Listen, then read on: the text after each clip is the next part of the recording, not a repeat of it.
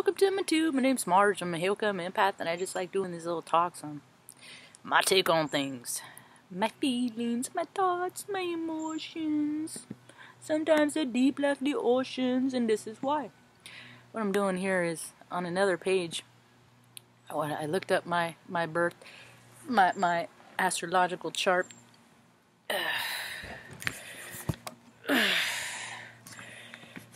In Vedic. So this is according to astrometra.com, and I'll go ahead and put the link in the description box. And but what I like to do is I'm an advocate for astrology because it freaking makes so much sense of who we are. And then just when I thought I got a handle on stuff, I found Vedic. Was it about a year ago? Kazayati Vandenberg.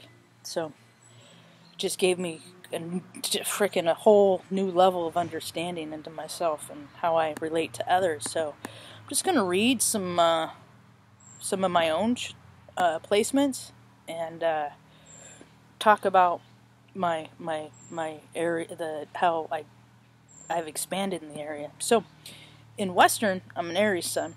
He's a fiery and passionate. I'm me first, charge, Mars. Charge. Got a lot of energy. Yeah. Sun sign, as I understand it. All this stuff as I understand it. You know, it's all based on my frame of reference. You guys have your own. I just want you to go research who you are. So, in Vedic, on my sun sign's Aries, or Pisces rather. So,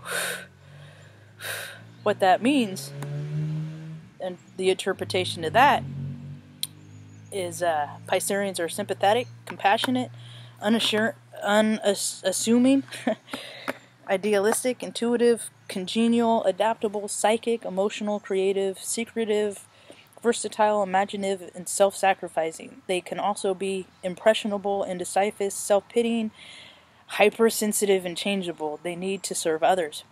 I find this to be completely accurate in my life. They are sentimental and romantic in love.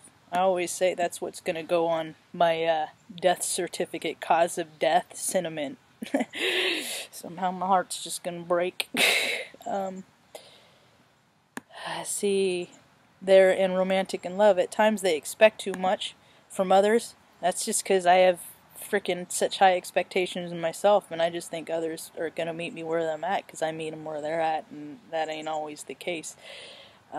And then they feel hurt if the other person doesn't come through for them. Yep, they have a strong tendency to place their loved one on a pedestal. Oh my goodness. It's because they're my favorite thing. This leads to disillusionment when they discover their loved one has faults. See, that's the thing, is I put mine up there, faults and all. You know, that's the thing, is when I freaking love somebody, I love them for their freaking faults, and, you know, we all got stuff we're trying to get past, y'all. And I'm not going to freaking blame other people for stuff I do myself. I ain't that kind of hypocrite. When I'm a hypocrite, I don't mean to be. It's just because I'm contrary. It's just what Heo could do. The symbol for Pisces is two fish going in opposite directions, connected by a cord. One fish represents the personality, and the other represents the spirit. These two opposing forces operate in a Piscean within a Piscean, causing insecurity and indecisiveness. Oh maya. Handling these forces in a positive manner is very difficult for them. I breathe like this a lot. Some will seek to escape these pressures through eating, alcohol, drugs, and other excesses. That is what one with the fish represents. The other fish represents the Piscean rising to great heights through self-denial, sacrificing, and then ultimate attainment. Pisceans learn through suffering, and they need to learn perseverance. Well, I think that I got that down. Don't need to do that no more. Okay, so that's just my sun sign. Okay, now equally important are where the rest of the freaking planets are in your signs. You know, like Scorpio. I think my moon in Scorpio has more to do with me than my sun in Pisces. I'm going to read a little bit of excerpts on that as to why. Stanley, I thought I put you inside. Thank you for not running off. Whoops. Moon in Scorpio, you are secretive and inclined to broaden silence over the wrongs that people have done, either in reality or simply in your own mind. Well, that's one and the same, because what happens in my mind is my reality. The mental and emotional focus may be, that's how I change the description on things. You take the good and you leave the rest. You adapt it to how it fits in you, and then, well, the rest is maybe for someone else. The mental and emotional focus may be on sensual things or on sex or death. You find it difficult to trust people as you are suspicious of their inner thoughts and plans, because I'm a Hale empath. I feel what they're really up to. And those that I can't are freaking so low vibrational, I can't get a freaking handle on what they're doing, or how they're feeling, because they vibe too low. Those are usually people that, like, I don't like music. Who doesn't like music? I don't understand or at least people who don't even, like, try to like. It's just there's too much about music that what's not to like. You vibe too low. It's alright. It's just usually what I found it to be true is that, that's usually a youthful spirit, one that hasn't incarnated, haven't had enough experience under your belt to know what you like and don't like. Who doesn't? I just don't get that.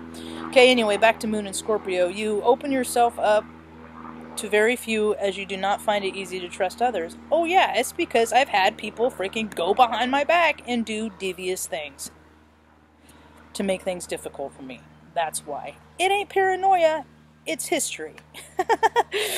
Allowing yourself to be vulnerable and to relinquish control in a relationship is not easy for you. It wasn't, but now it's like, whatever.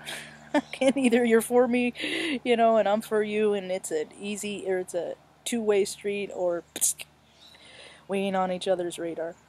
You love with passion and you hate with passion. Oh boy, yeah. Everything is done emotionally with intensity. You can be very jealous and possessive in your relationships. Perhaps your mother was very controlling. You have a habit of holding on, to the worst that have been, but she had to be, and I can understand why. To things that have been done in the past, and not forgiving nor forgetting, and keep such feelings to yourself. Guilt, resentment, and vindictiveness need to be overcome. You must learn to let go, or your health will suffer. That's why I breathe a lot, and I meditate about every day. I try to meditate about an hour every day. I don't always get there, but I try. Learn to express your feelings outwardly rather than expressing them within. Because Mom had a stroke when she was 38. And she's always been tight-lipped. So I just freaking, full disclosure, because I don't want to hold anything in, because that's how freaking capacitors and freaking veins burst and stuff like that. So if I'm going to burn out, it ain't going to be from not talking about how I feel. You are not confident with superficial appearances and are always probing beneath the surfaces of things for hidden motives. You have a great deal of emotional depth. The potential for success is great when control and discipline are learned. See, I feel that that's where I've reached the point I've reached is discipline. I've reached a measure of control and self-discipline that I've yet to reach. I'm in new territory now, and I feel good about that. You're magnetic, energetic, independent, aggressive, patient, and determined. Self-control and passion is mandatory. That's why I don't drink. It's because I know who I am and what I do when under the influence of frickin' spiritual avoiders, transmuters, So that's about all I'm going to read on my chart. But what I implore people to do is we all have these different... the way I look at feelings, they're tied to emotions, and emotions are tied to vibrations, and that's why songs play as like the harmonic our hearts like harmonic convergence, is because it puts us in a vibrational frequency. Like we hear a song that came out when we were in high school. We're back in high school, or you hear a song, of something that happened really, really good, you're freaking elated, just like you were when you first heard that song, That's why their wedding freaking dance is so significant, because, that song's going to represent so many things. If you end in divorce and you listen to that song, you're probably not going to like that song as much. You spend 50 years, 60 years with that person, and your spouse dies, that song's going to mean different things to you. So, learn the vibration of yourself by studying, And give yourself a break. Allow yourself to be who you are, you know. As long as you don't take from other people, you're cool. You know, you can raise up. And if you do take from other people and you're an opportunist, freaking chauvinist, freaking, you know, glutton, all those things, hey, you can too rise above it. You know, find out. And then, see, what I do is, because we all have there's aspects in every astrology in all of us. Like, we all have all 12 signs in all of us, but we don't necessarily have planets in all 12 signs. Capiche?